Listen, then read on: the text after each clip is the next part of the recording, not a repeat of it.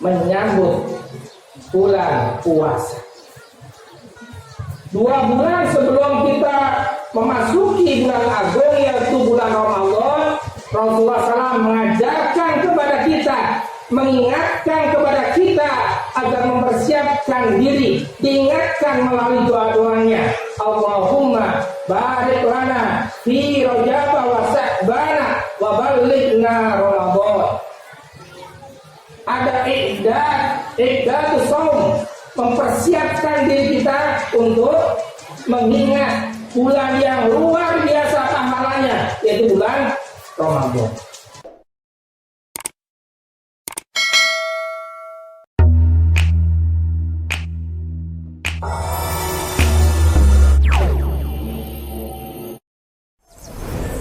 Bismillahirrahmanirrahim. Subhanalladzi asra bi 'abdihi lailan minal masjidil haram ilal masjidil aqsa alladzi barakna haulahu linuriyahu min ayatina innahu huwas samiul basir. Shadaqallahul azim. Hadirin yang dimuliakan Allah SWT, sebelum kemudian kita membahas tentang Isra Mi'raj, ada 2 fenomena, ada 2 aktivitas yang sering dilakukan oleh kaum muslimin seluruh dunia ketika memasuki bulan Rajab.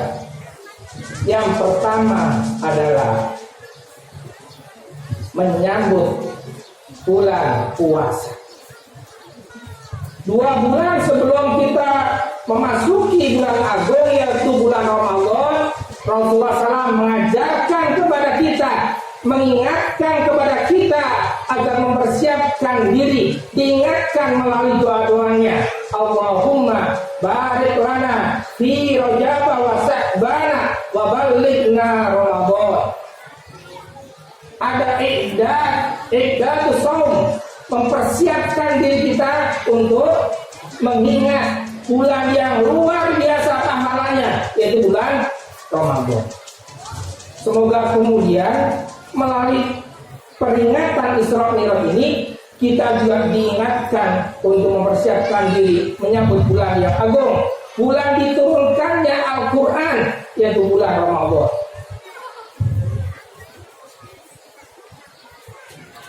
Peristiwa Isra dan Mi'raj digambarkan oleh Allah Subhanahu wa taala dalam surat Al-Isra surat 17.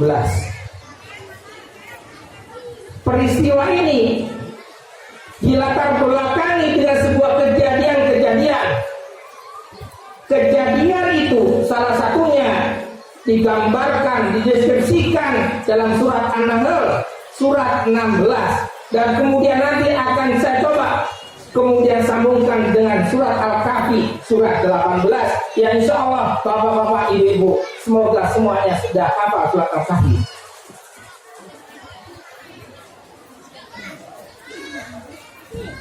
Dalam akhir surat An-Nahl ayat 127, Allah Subhanahu wa taala mengabarkan, wasbir wa ma sabruka illa billah wa la tahzan alaihim wa la taqulu dhaiqin mimma yamkurun. Dan bersabarlah wahai Muhammad, dan tidak ada kesabaran yang akan engkau miliki itu kecuali kesabaran itu diberikan oleh Allah Subhanahu wa taala. Wala tahzan alaihim, dan janganlah engkau bersedih wahai Muhammad karena melihat umat ini belum banyak yang beriman, dan janganlah engkau merasa berkecil hati dengan makar-makar yang akan mereka lakukan. Peristiwa ini dilatar belakangi setelah meninggalnya 2 pilar dakwah, yaitu paman Rasulullah SAW Ali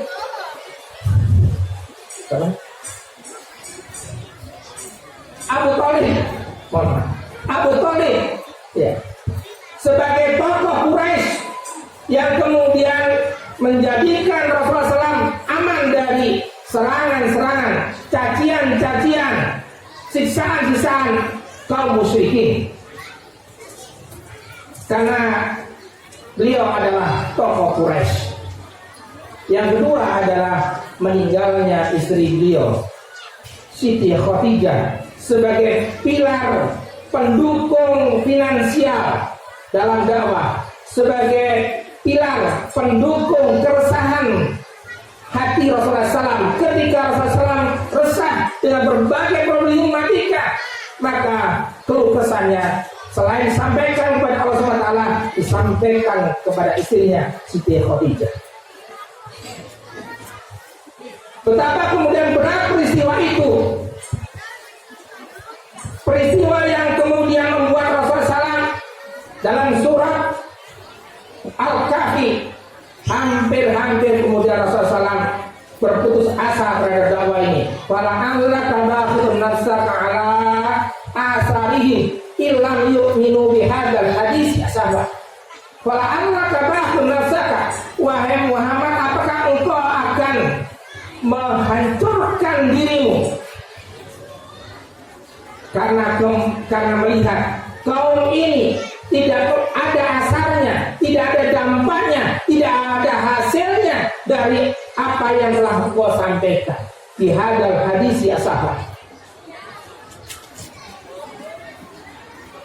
Rasulullah SAW tidak takut untuk menghadapi kematian akibat menyampaikan dakwah ini. Rasulullah SAW memiliki rasa keberanian, rasa ketaatan, rasa ketawakalan kepada Allah SWT. Tetapi kesedihan Rasulullah SAW dikarenakan melihat umatnya, masyarakatnya yang masih jauh dari nilai-nilai ilahiyah. Itulah yang membuat Rasulullah SAW sedih. Maka surat Al-Kahfi itu adalah menjadi salah satu hiburan Rasulullah SAW terhadap kesedihan itu. Alhamdulillahilladzi anzala ala abdil kitab. Bersyukur, alhamdulillah, bersyukurnya kepada Allah Subhanahu wa Ta'ala, dan Allah yang mengajarkan kita bersyukur. Orang bersyukur itu karena merasa dikasih.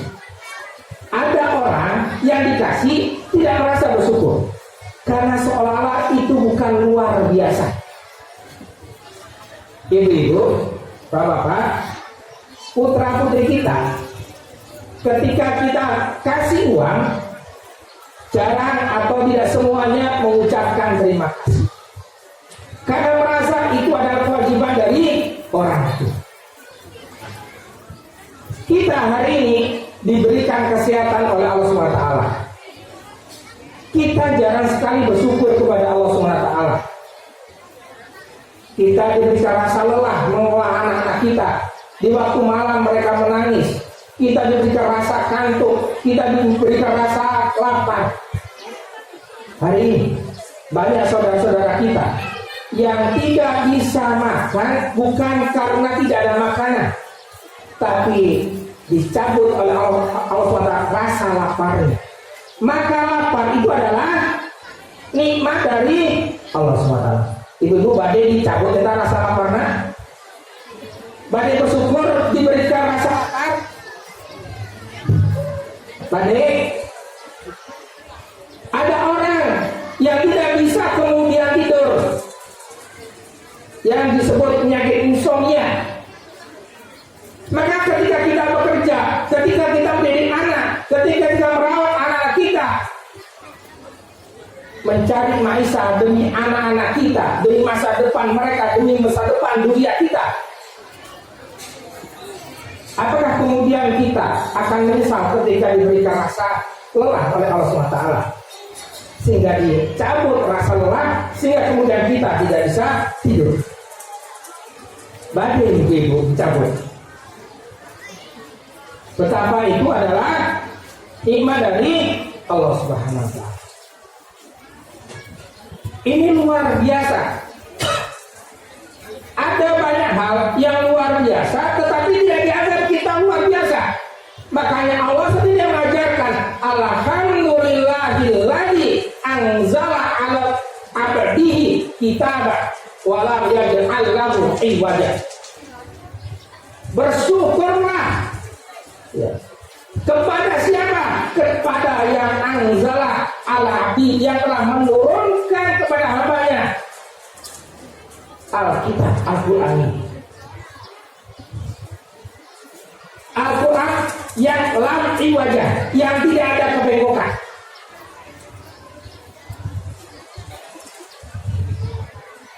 Qayyimawin dirobaksan syadidan Biladun wa ibashirul mu'minina ya'maruna sholihati anna lahum ajran hasan. Ini adalah yang lurus. Fungsinya adalah yang pertama, liung dirobaksan syadidan, memberikan peringatan. Baksan syadidan, peringatan yang sangat keras.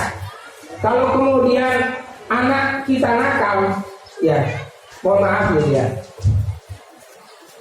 kadang-kadang ya di cubit kecil itu tidak kapok, tidak merasa takut ya. Maka kemudian kadang-kadang ya karena dia tidak sholat, Rasulullah SAW memerintahkan memukul yang terasa, tetapi tidak boleh pada tempat-tempat yang membahayakan bagi anak-anak. Maka kadang-kadang manusia itu tidak cukup dengan diperingati dengan sesuatu yang sederhana, yang biasa. Kadang-kadang perlu diperingatkan dengan baksan syadidah, peringatan yang sangat keras.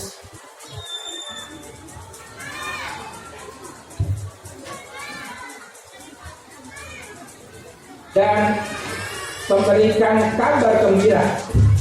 Wa yubashirul mu'minina alladziina ya'maluna sholihati anna lahum ajran hasanah. Memberikan kabar gembira kepada orang-orang yang telah yakin dan kemudian beramal soleh, ajran hasanah. Kondisi saat itu luar biasa. Masyarakat Quraisy itu sudah habis-habisan Rasulullah SAW menyampaikan dakwah ini. Dalilnya tidak kurang-kurang, dalilnya dari Allah SWT langsung, dan orang yang sangat orator Rasulullah SAW. Wa ma yantiqu anil hawa in huwa illa wahyu yuha. Tidak lain sampaikan oleh Rasulullah SAW itu dari hawa nafsunya, tetapi semuanya wahyu dari Allah SWT. Tapi kok ada orang yang tidak mau beriman? Ayat berikutnya dalam surat Al-Kahfi, wa yunzirul ladzina qalu takhadallahu walada. Ada orang yang punya ideologi, yang punya pemikiran, yang punya konsepsi, ya langsung kemudian menyerang Allah SWT. Wa qalu takhadallahu walada, dan mereka mengatakan Allah memiliki anak. Konsepsi yang mereka gulirkan, konsepsi yang mereka hadirkan, ideologi yang mereka hadirkan itu malakum min ilmu wala li'abai. Konsepsi yang tidak memiliki keilmuan, tidak objektif, tidak ada dasar-dasarnya, tapi mereka tetap yakin dan konsepsi-konsepsi. Kita akan menghadapi orang-orang yang kekeh, yang tetap memiliki prinsip yang tidak rasional, yang tidak objektif. Dan inilah kemudian kehidupan sosial kemanusiaan yang dihadirkan oleh Allah SWT. Malahum bimin ilmu wala li'abai. Dengan demikian juga dengan nenek moyang mereka tidak punya konsepsi atau dasar-dasar yang memiliki kebenaran konsepsi itu. Kaburat kalimatan takhruju min afwahihim yaquluna illa kadzaba. Sangat tidak benar, ya. Sangat salah. Kalimat-kalimat konsepsi yang mereka gulirkan hari ini, yang salah bisa jadi benar, yang benar bisa jadi salah. Prank di mana-mana, prank dalam bidang ekonomi, prank dalam bidang sosial, prank dalam bidang pendidikan. Dalam bidang pendidikan ada usulan bagaimana kalau pendidikan agama kita hapuskan. Karena pendidikan agama itu menghasilkan anak-anak yang intoleran. anak-anak yang tidak memberikan penghormatan, penghargaan kepada orang-orang di luar golongan mereka. Persepsi yang dibangun seperti itu. Persis kemudian tadi ayat yang dibaca dalam halaman Al-Quran itu, wa idza qila lakum aminu kama amanan nas qalu anu'minu kama amana subaha ala innahum subaha wala qila ya amun. Dan ketika dikatakan kepada mereka orang-orang munafik ini, berimanlah kalian kepada orang-orang yang telah beriman kepada Allah SWT, sebagaimana orang yang telah beriman kepada Allah SWT. Qalu anu'minu kama aman suwaha. Apakah kami akan beriman kepada orang-orang aswaha, orang-orang yang bodoh, orang-orang yang sesat, orang-orang yang salah jalan, orang-orang yang kemudian tidak punya toleransi? Kata mereka seperti orang-orang yang soleh, orang-orang yang baik, orang-orang yang religius dianggap orang-orang tersesat jalan. Maka jangan salah kalau para ulama dibully. Kalau jangan salah kalau orang-orang yang berbaik hati itu dibully. Hadirin yang dirahmati Allah SWT,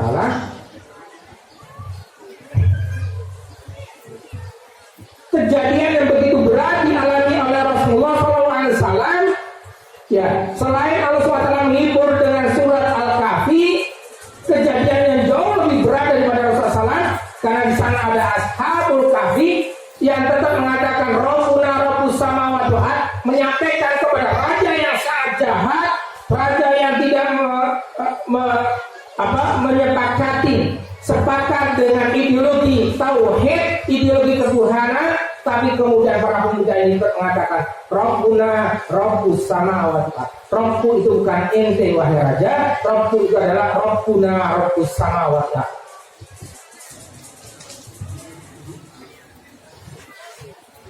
Selain kemudian surat Al-Kahfi, maka Allah SWT menurunkan surat Al-Isra. Kita masuk di surat Al-Isra. Jadi surat akan melakukan sebuah aktivitas penambahan. Salah satunya adalah sholat. Bapak, Ibu, saya tanya, kalau kemudian Allah tidak memberikan pahala di saat kita beribadah, di saat kita sholat, di saat kita infak, kira-kira mau ibadah, kira-kira mau sholat, kira-kira mau infak tidak? Ya.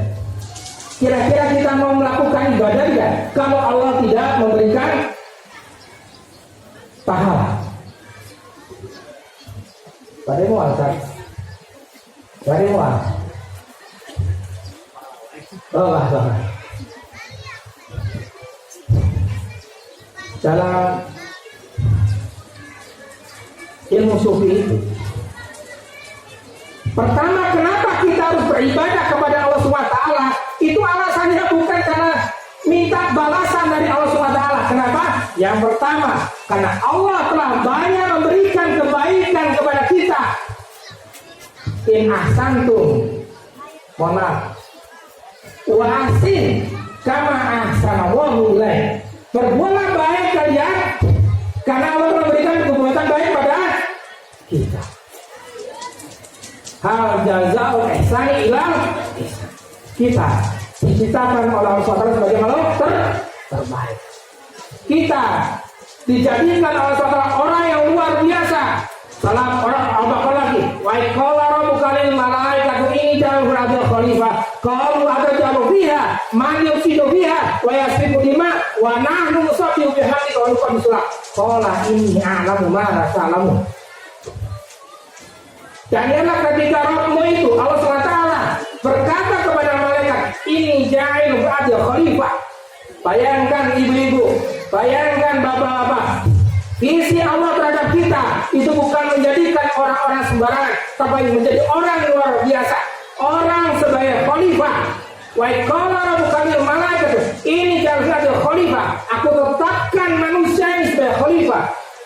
Malaikat kemudian bertanya kepada Allah, qalu ada ja'alu fiha man yufsidu fiha wa yasfiku dima. Wahai Allah, Engkau jadikan man yufsidu fiha ini manusia yang suka membuat kerusakan, wa yasfiku dima, dan mereka yang suka buat berdarah-darah, pertempuran di mana-mana, keonaran di mana-mana.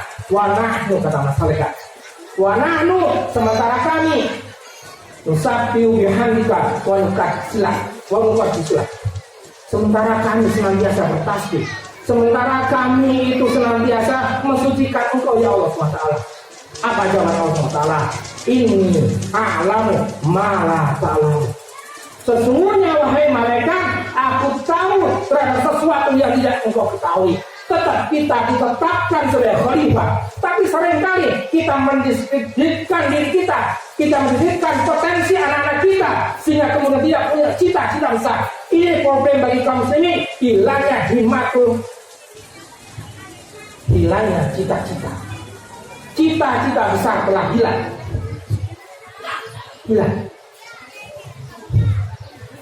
Hadirin yang dirahmati Allah SWT, betapa besar potensi kita, sampai-sampai Allah SWT mengkomparasi potensi kemanusiaan kita dengan luasnya langit yang begitu luas ini, dengan luasnya bumi yang begitu luas ini, dengan tingginya gunung yang begitu besar. Allah menggambarkan, inna aradal amanata ala samawati wal jibal wa baina ayyahunna wa asfaqna minha wa hamala insan innahu kana zaluman jahula. Sesungguhnya aku menginginkan Allah SWT amanah mengelola bumi ini kepada langit yang begitu luas ini, kepada bumi yang begitu luas ini, kepada gunung yang begitu besar. Tapi mereka an-yahmilnaha, tidak mau kemudian mengemban ini. Wa asfaqna minha, karena takut berkhianat. Wa hamalal insan, hamilah insan. Hamil itu apa? Membawa. Hamil. Insan yang membawa. Innahu kana zaluman jahula. Walaupun manusia memiliki karakter zaluman jahula, suka dolim, suka bodoh. Dolim ketika bodoh ketika tidak menjadikan Al-Quran sebagai petunjuknya. PR kita hari ini, visi Asia adalah penyelamatan generasi. Nanti akan saya jelaskan. Jadi semangat kita beribadah adalah yang pertama tadi apa? Karena ingin membalas kebaikan dari Allah SWT kepada kita. Sudah terlalu banyak. Hari ini kita bisa beriman, hari ini kita bisa Islam, hari ini kita bisa sehat, hari ini bisa kemudian menghirup udara dengan gratis. Subhanallah. Suatu ketika Aisyah radhiyallahu anha ada bertanya kepada Rasulullah, wahai hamba Allah, bukankah Allah telah memberikan kebebasan seluruh dosa-dosamu, telah menghapus seluruh dosa-dosamu? Bukankah Allah telah memberikan jaminan kepadamu akan masuk surga? Kenapa engkau melakukan sholat sampai kakimu bengkak, wahai hamba Allah? Apa jawab Rasulullah? Afala akuna abdan syakur. Jadi ibu-ibu, kalau kemudian kita beramal sekedar kemudian ingin mendapat balasan dari Allah SWT, itu terlalu ringan alasannya.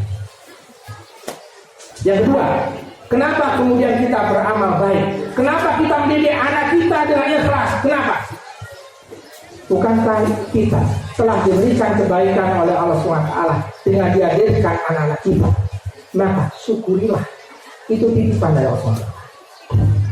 Bapak-bapak dan ibu, yang kedua alasannya adalah kebaikan yang kita lakukan seringkali dikonotasikan kita memberi sesuatu seolah-olah untuk orang lain, tapi bagaimana Al-Quran menggambarkan kepada kita, in ahsantum li anfusikum, masih di surat Al-Isra ayat itu juga masalah. Jika kalian berbuat kebaikan, maka kebaikan itu untuk kalian. Coba, Bu, Bapak, kalau kita memberikan kebaikan kepada orang lain, enak wae batur, kurang masih kebaikan kepada batur. Enak wae batur bilahnya. Tapi kalau kita yakin, kalau kita beriman kepada Al-Quran, bagaimana pandangan persepsi Al-Quran? Kata Allah, in ahsantum li anfusikum. Jika kalian berbuat kebaikan, maka kebaikan itu untuk kalian, bukan untuk orang lain. luar biasa. Bapak-bapak ibu, badai ibadah, badai berbuat kebaikan, badai berterima kasih kepada Allah SWT. Ya, oh masih ayat yang kedua. Ada ayat lagi. Wa may yashkur fa innama yashkuru li nafsi. Barang siapa bersyukur, maka sesungguhnya syukurnya untuk dirinya. Ibu-ibu, bapak-bapak, kita itu bersyukur dalam berikan kebaikan. Kita infak, kita sedekah, kita membantu orang lain. Allah nggak butuh itu, Bu. Ya, bukan butuh itu. Kita yang butuh sedekah, kita yang butuh infak, kita butuh menolong orang lain. Ya. Karena sesungguhnya lain wa may yashkur fa innama yashkuru. Barang siapa bersyukur, beribadah dengan benar kepada Allah SWT, mengabdikan kepada Allah SWT dengan benar, ia karena buru, wa ia karena stain, hanya beribadah kepada Allah SWT dan hanya kemudian tergantung kepada Allah SWT, maka sesungguhnya semuanya kembali kepada dirinya. Yang ketiga, lain sakartum lazidanakum.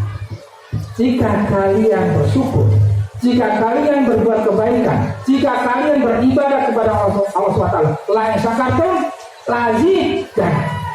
Lalu kapan kita membalas kebaikan Allah SWT kepada kita? Kapan Bapak Ibu? Apakah kita sudah merasa sudah terlalu banyak ibadah kita kepada Allah SWT? Sudah terlalu banyak kebaikan yang telah kita berikan? Pada setiap kebaikan, setiap ibadah kita itu kembali untuk membalas kebaikan Allah SWT kepada kita yang dulu. Untuk sesungguhnya apa yang kita lakukan, sesungguhnya untuk diri kita, sesungguhnya setiap kebaikan langsung dibalas berlipat kali oleh Allah SWT. Luar biasa.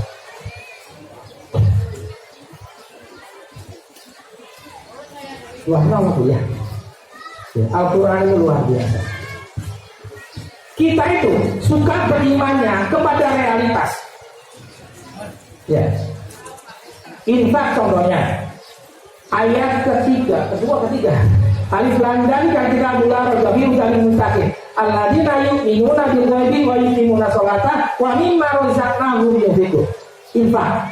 Infak itu tidak berkaitan dengan kaya dan miskin. Semua orang harusnya bisa berinfak. Infak. Wa mimma razaqnahum yunfiqun. Allah tidak memerintahkan kita berinfak kecuali apa? Wa mimma razaqna. Kata Allah, aku berikan rezeki, sebagian dari rezeki itu diinfakkan.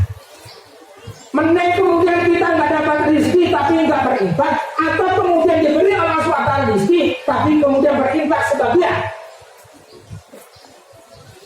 Gak pernah Allah kemudian la yukallifu nafsan illa ma ataha. Tidaklah aku berikan beban kepada manusia kecuali aku memberikan lebih dulu. Keren. Ibu-ibu, kalau kita sedang nggak punya uang, manusia kalau sedang nggak punya uang, fokus kepada keimanan realitas. Apa yang dilakukan? Nyari uang, bekerja keras. Kemudian apa? Kalau orang jahat mencuri, merampok, korupsi dan sebagainya. Tapi kalau kita beriman kepada Al-Quran, kata Al-Quran surah At-Talaq, wa man qudira alaihi rizquhu falyunfiq. Barang siapa sedang mengalami kesulitan finansial, kesulitan keuangan, apa Bu? Harus apa? Berinfak. Apa korelasinya? Apa kemudian nyambungnya? Itulah Al-Quran. Kita mau beriman kepada Al-Quran atau kepada realitas? Masa kemudian kita ini nggak punya uang tapi harus berinfak? Kenapa orang yang susah, kenapa orang yang miskin itu menjadi semakin miskin, sulit untuk berkembang? Karena mereka itu berpikir bahwa mereka menjadi orang-orang yang tidak layak untuk berinfak, tidak punya semangat berinfak, tidak bersyukur untuk berinfak. Wa amman aqta wa taqa wa saddaqa bil husna fa sanuyassirul yusra. Wa amman aqta wa taqa, dan barang siapa yang aqta punya semangat memberi. Mana Bapak Ibu ya. Kalau kemudian kita dari kampung kemudian silaturahmi ke Kabupaten bupati ke Pak Marwan gitu. Bawa kelapa, ya, nggak usah banyak-banyak lima, sedikit, senang nggak? Bunga ke Pak Bupati. Dan nggak ada orang yang tidak pernah diberikan oleh Allah SWT. Kalau orang tidak pernah mau berinfak, bukan masalah besarnya. Ruhul atau roh memberi. Wa amaman atau wa taqo wa saddaqa bisra, dan dia menetapkan apa yang baik. Fasal yasulil yusra. Maka Allah dia surat Al-Kahfi, maka Allah SWT menurunkan surat Al-Isra. Kita masuk di surat Al-Isra. Jadi surat Al-Isra ini adalah hiburan kepada Rasulullah SAW ketika mengalami tertekanan psikis dan fisik dalam melaksanakan dakwah.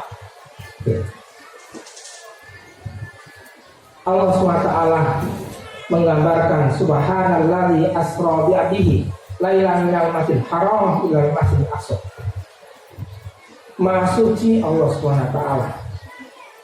Maha suci subhanalladzi asra, yang telah memberangkatkan hambanya dari Masjidil Haram ke Masjidil Aqsa dalam waktu malam. Lailan. Asra itu adalah perjalanan malam. Kalau al-lail itu adalah semalaman, tapi kalau lailan itu sedikit malam. Jadi perjalanan yang sedikit malam. Perjalanan dari Masjidil Haram ke Masjidil Aqsa jaraknya kurang lebih 1.500 kilo. Dari Anyar ke Panarukan. Panarukan itu adalah batas Banyuwangi, itu 1.000 kilo. Kalau di pelajaran IPS dulu, sekarang apa ya? IPS itu saya tidak tahu istilahnya. Ilmu pengetahuan sosial dulu itu jaraknya, jalan yang dibuat oleh Douglas zaman Belanda, jaraknya 1.000 kilo. Jadi kalau 1.500 kurang lebih dari Anyer ke NTB. Burung dara itu bisa terbang.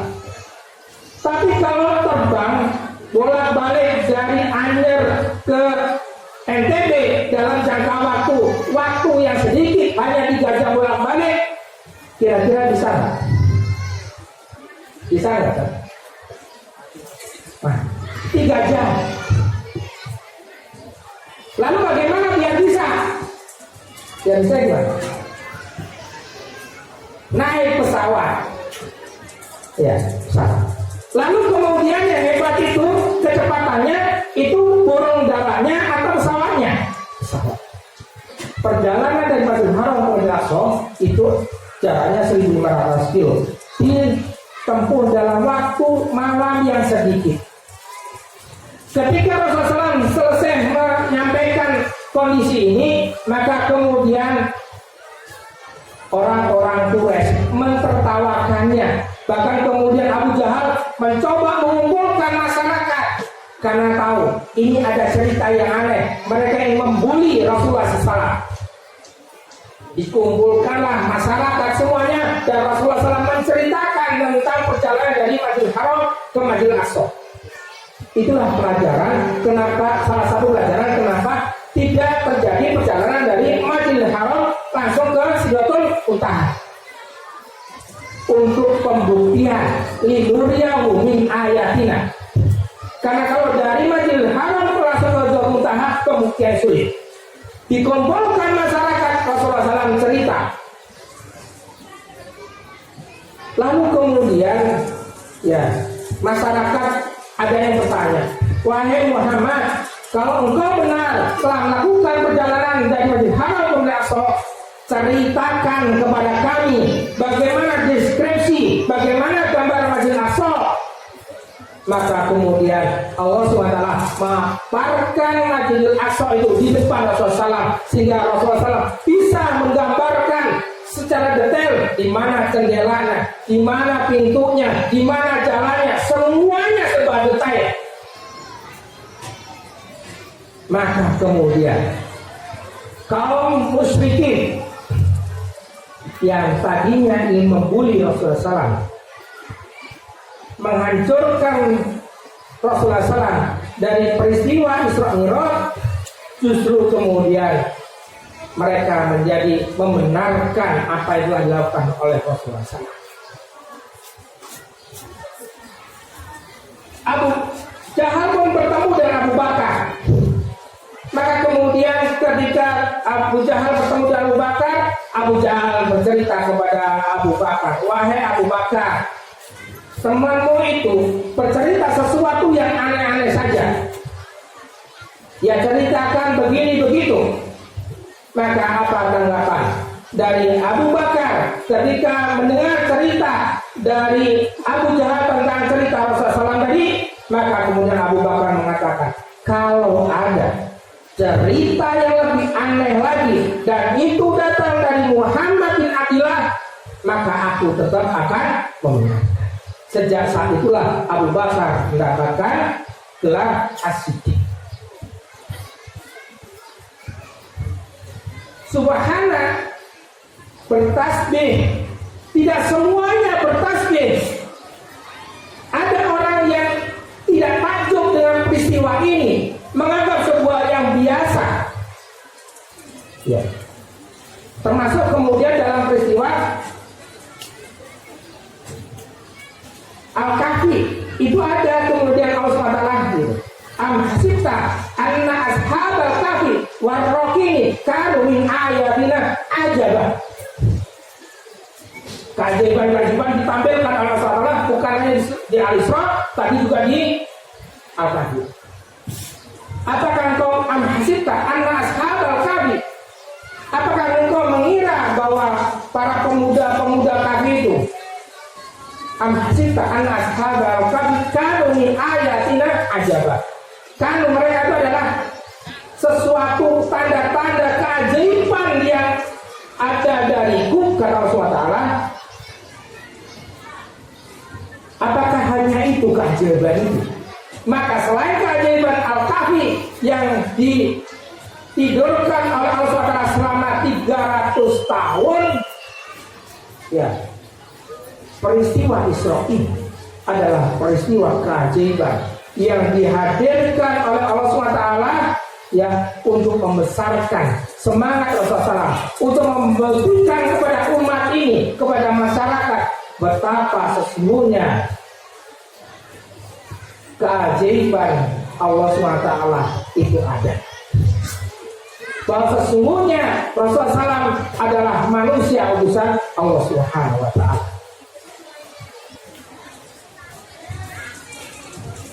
Bertasbih itu adalah pengakuan terhadap ketakjuban kepada Allah SWT. Bertasbih itu juga sebagai bentuk pengakuan pemberian dari Allah SWT. Tadi surat Al-Qur'an telah disampaikan, Subhanaka la ilma lana illa ma'alantana innaka anta alimul hakim. Maha suci Engkau ya Allah.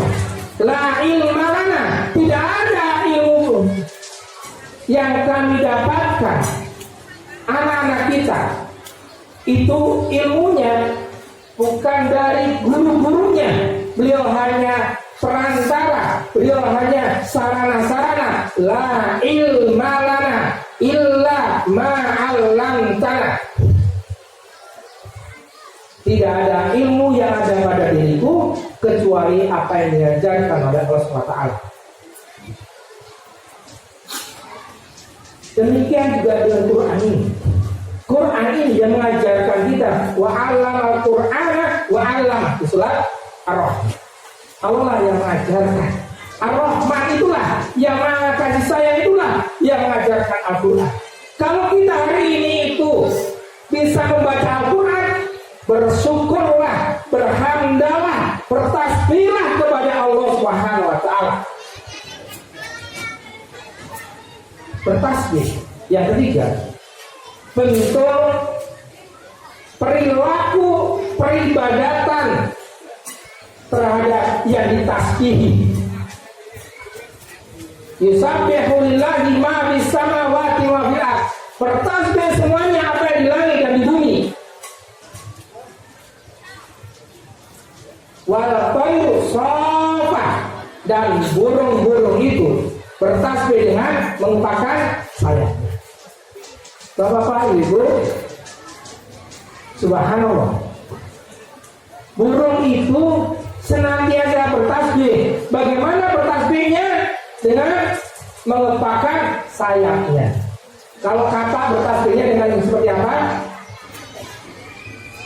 Saat hujan bernyanyi saat hujan. Burung berkicau, subhanallah. Mereka berterima kasih kepada Allah SWT. Mereka mengakui pemberian Allah SWT. Mereka mengakui keagungan Allah SWT. Peristiwa Isra Mi'raj, peristiwa yang sangat luar biasa. Diharapkan manusia itu, makhluk ini menjadi orang-orang yang mengakui keagungan Allah SWT. Tidak tadi seperti orang-orang Yahudi yang mengatakan, ya, Allah mengangkat anak gitu. Wa yu'minul ladzina qalu takhadallahu walada. Mereka mengatakan Allah mengangkat anak. Orang-orang Yahudi mengatakan seperti itu. Rasulullah merasa sedih karena ternyata dengan argumentasi, deskripsi tentang Islam, tentang kalimat-kalimat Allah SWT, hadis as-sahabah ini sudah gamblang, sudah jelas. Tapi kenapa ada orang-orang yang masih belum mau beriman kepada Allah SWT? Sedih melihat itu. Ya. Ketika Rasulullah SAW melakukan Isra, terakhir bertemu dengan Nabi Musa alaihissalam, berkaitan dengan tawar-menawar berapa rakaat jumlah sholat harus kemudian dikerjakan oleh umat ini. Tetapi ada satu kejadian yang juga menarik. Nabi Musa alaihissalam adalah salah seorang nabi yang iri kepada Rasulullah SAW, karena Rasulullah SAW memiliki umur yang lebih pendek, tetapi umatnya lebih banyak daripada Nabi Musa alaihissalam. Maka ayat kedua dalam surat Al-Isra itu berkaitan dengan walaqad anzalna wa atayna Musa kitaba wa ja'alnahu li bani Israil alla tattakhidhu min duni wakila. Tentang Nabi Musa yang telah diturunkan Allah SWT kepada Nabi Musa alaihissalam, yaitu Taurat. Rasulullah diberikan komparasi kembali. Nabi Musa jauh lebih berat menghadapi Fir'aun sampai kemudian meninggalkan pola-pola dakwah itu. Ketika sudah disampaikan, tapi kemudian sudah sangat membahayakan, maka akhirnya kemudian Nabi Musa alaihissalam hijrah ke Madian. Kalau Ashabul Kahfi tadi hijrah ke Gua. Rasulullah SAW surat Al-Isra ini kan di Mekah, nanti hijrahnya ke Madinah. Pola-polanya sama. Tetapi dikatakan dulu bukan lari dari medan dakwah, menyampaikan ideologi ketuhanan dulu, ideologi tauhid dulu, baru kemudian lari dari medan dakwah ketika situasinya tidak memungkinkan. Bahkan kemudian Allah SWT di ayat 3-nya dari surah Al-Isra menggambarkan tentang dzurriatan man hamalna ma'anu innahu kana abdan syakur. Dzurriatan man hamalna, keturunan yang terselamatkan, terbawa ma'anu bersama Nabi Nuh. 900 tahun Nabi Nuh berdakwah, lailan wa nahara wala yazidhum illa firara. Tidaklah bertambah masyarakatnya, malah kemudian apa? Banyak yang melawan, banyak yang berdusta kepada Allah SWT, banyak yang berbuat dosa kepada Allah SWT. 900 tahun hanya 80 orang hasil dari dakwah Nabi Nuh. Jadi kalau di rata-rata ya, 10 tahun itu kira-kira 1 orang. Subhanallah. Jadi kita bukan bicara tentang kejadian Isra Mi'rajnya. Apa yang terjadi dengan latar belakang Isra Mi'raj itu? Rasulullah itu bersedih, dihibur para sahabat dengan keajaiban itu, sekaligus dikomparasikan bagaimana kejadian-kejadian, bagaimana dakwah-dakwah sebelum zaman Rasulullah SAW. Ada Nabi Musa, ada Nabi Nuh, ada Ashabul Kahfi. Subhanallah. Quran ini luar biasa. Ceritanya bukan sekedar cerita, tapi penuh hikmah, penuh pelajaran yang luar biasa dari Allah SWT. Subhanallah di asra bi abdihi lailan minal masjidil haram ila masjidil aqsa. Akuilah, bertasbihlah kalian kepada Zat yang telah mengisrakan, menjalankan Rasulullah SAW itu. Abdi, tidak semua orang, tidak semua kaum muslimin dianggap abdi, dan tidak semua abdi diisrakan oleh Allah SWT. Luar biasa. Kalau ada pekerja yang mengabdinya luar biasa dan sebuah perusahaan menjadi pekerja kesayangan, biasanya dapat bonus, dapat segala-galanya. Dia menjadi pekerja kesayangan, dia menjadi anak kesayangan. Maka kemudian ketika pemilik itu memberikan sesuatu, memuliakan dia, maka kemudian dia menjadi mulia di hadapan orang lain. Rasulullah SAW dimuliakan oleh Allah SWT di hadapan makhluk-makhluknya, salah satunya dengan Isra. Sebelum Isra, Allah memberikan pengakuan abdi sebagai hambanya. Bapak-bapak, ibu, untuk menjadi hamba itu bukan kata kita. Yang pertama, radhiyallahu anhum wa radu an. Allah dulu yang ridho kepada kita, bukan kemudian kita ridho kepada Allah. Bagaimana kalau Allah ridho kepada kita? Bagaimana kita memantaskan diri di hadapan Allah Subhanahu wa taala. Tugas kita memantaskan diri. Apakah kita pantas menjadi orang yang dianggap abdi oleh Allah Subhanahu wa taala? Hamba, orang yang menjadi orang-orang yang tidak layak untuk berinfak, tidak punya semangat berinfak, tidak bersyukur untuk berinfak. Wa amma man aqta wa taqa wa saddaqa bil husna fasanu yasil yusra. Wa amma man aqta wa taqa, dan barang siapa yang aqta, punya semangat memberi. Mana Bapak Ibu ya. Kalau kemudian kita dari kampung kemudian silaturahmi ke Pak Bupati, ke Pak Marwan gitu, bawa kelapa, ya nggak usah banyak-banyak lima, sedikit, senang nggak, tunggak ke Pak Bupati, senang. Dan nggak ada orang yang tidak pernah diberikan oleh rizki oleh SWT. Kalau orang tidak pernah mau berinfak, bukan masalah besarnya. Ruhul atau roh memberi. Wa amaman atau watako wa saddaqa bisra, dan dia mengucapkan apa yang baik, fasanu yasulil yusra, maka Allah akan segera menyegerakan kita kepada kemudahan. Jadi kalau kita sudah mengalami problematika finansial, problematika rumah tangga, problematika pekerjaan dan sebagainya, saya itu biasanya kalau sama istri kemana-mana seolah-olah nggak ada hubungannya, dia pergi pasti kemudian impak kepada Allah. Apa sih hubungannya? Hubungannya keyakinan kepada Allah SWT.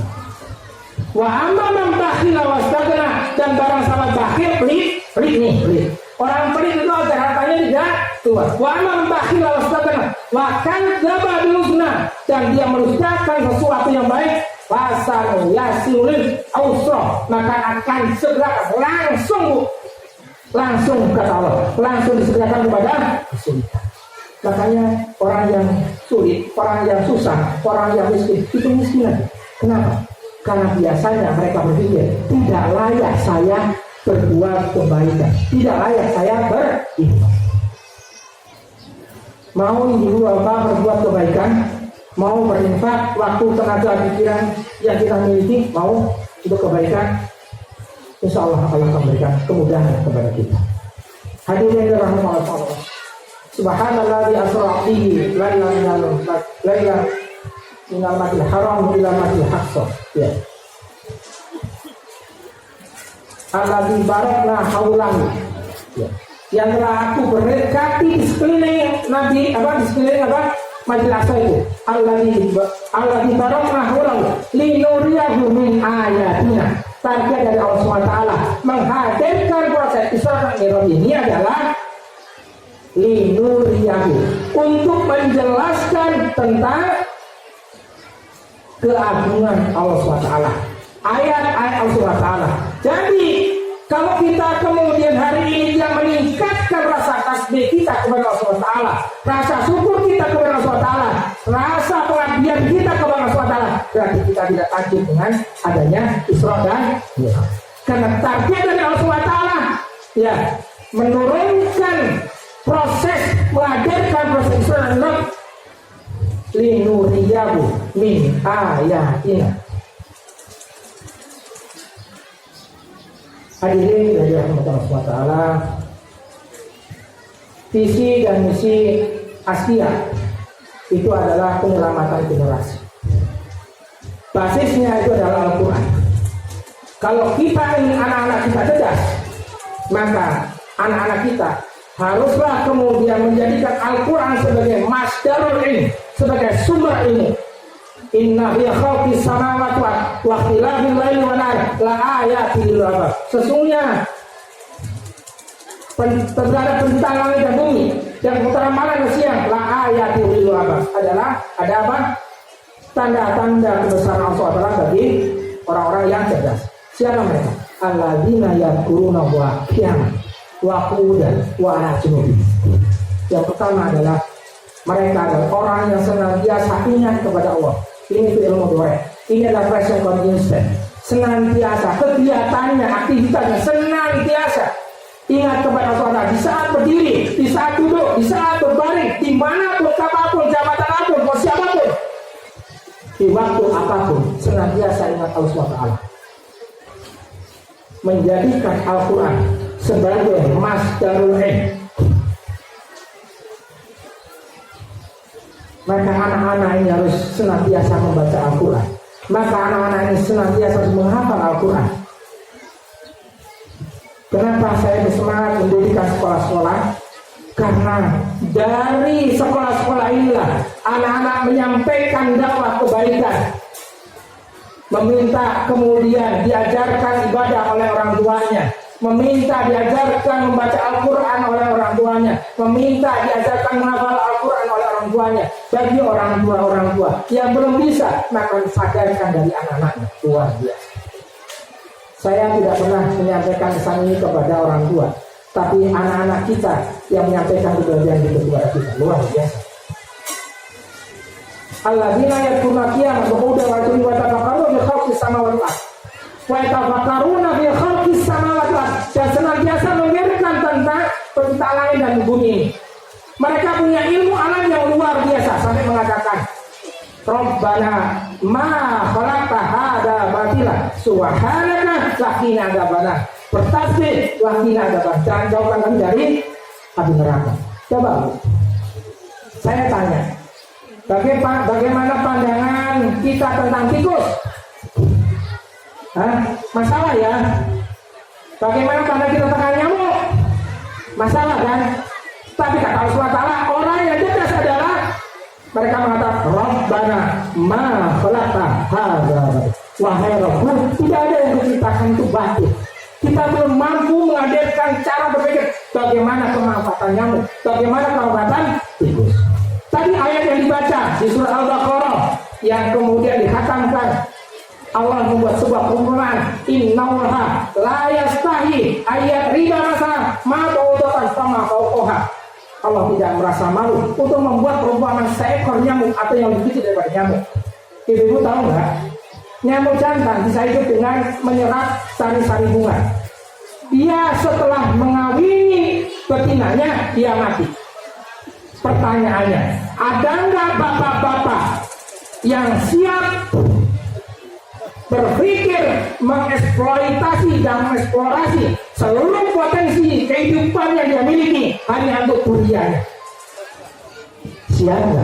Setelah kemudian ada benar-benar ada dunia, baru kemudian meninggal.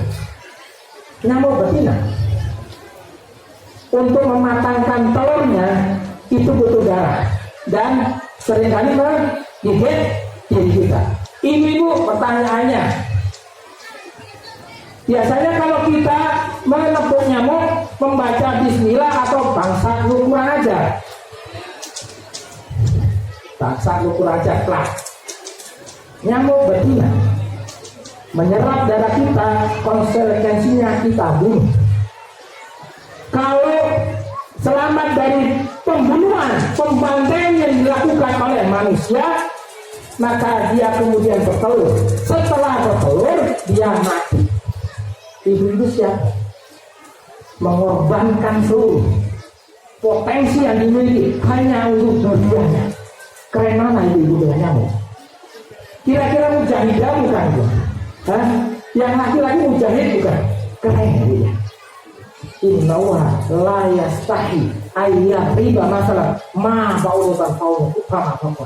Allah tidak merasa malu membuat sebuah perumahan hanya seekor nyamuk. Apa yang lebih kecil daripada nyamuk? Luar biasa.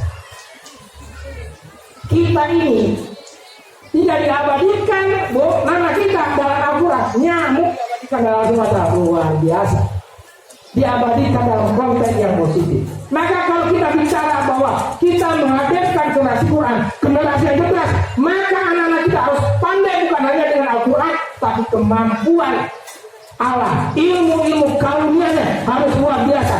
Pandangan mereka dalam masalah-masalah kami harus positif. Nggak boleh mandang tikus adalah masalah, nggak boleh mandang nyamuk adalah masalah. Bagaimana menemukan hikmah, bagaimana menemukan kemanfaatan ciptaan Allah SWT. Ini akan membuat generasi mengeksploitasi potensi-potensi yang dimiliki untuk kebaikan luar. Ini baru kemudian ada sesuatu yang dianggap kemudian tidak. Karena kita seringkali kita tidak adil, karena anggap anjing itu najis, karena babi haram, sikap kita tidak baik kepada anjing, benar nggak? Sikap kita tidak baik kepada babi. Padahal Rasulullah SAW pernah memberikan jaminan kepada seorang perempuan penzina yang dosanya luar biasa, akhirnya dijamin oleh Rasulullah masuk surga karena memberikan minum kepada anjing yang sedang dosa luar biasa. Jadi boleh membunuh binatang boleh, yang lalu boleh, tapi caranya. Mereka makhluk Allah, mereka memberikan kemanfaatan kepada kita. Burung-burung itu, mereka lebih senang di Singapura daripada di Indonesia. Kalau kita ke Singapura, saya ke Australia, itu di tempat di mana-mana ada, di depan hotel ada. Kalau di Indonesia, nggak mau di Indonesia. Kenapa? Karena ditembakin oleh pemuda-pemuda muslim. Begitu. Mending di Australia, mending di Singapura, karena di sana lebih Islami. Luar biasa. Hadirin yang dirahmati Allah SWT, ini banyak hikmah, pelajaran-pelajaran. Mau diteruskan saya lagi? Saya pikir kemudian itu sebagian bisa kemudian saya sampaikan. Ya, moga-moga tidak puas dengan penjelasan ini, karena sebenarnya saya itu seringkali disebutnya juragan kambing. Jadi profesinya ketua ASPED itu Asosiasi Pengusaha ya Peternakan. Ketua dia dari Himpunan Peternak Kambing Domba Indonesia, tapi bukan tukang domba. Ya, jadi kalau kemudian mau nanya bahwa Pak Beliau bagaimana cara memelihara domba 1000 ekor cuma satu orang, tanya saya, expert saya. Jadi kalau Al-Quran ini saya belajar nanti kalau bisa di sini. Kurang lebihnya mohon maaf. Assalamualaikum warahmatullahi wabarakatuh.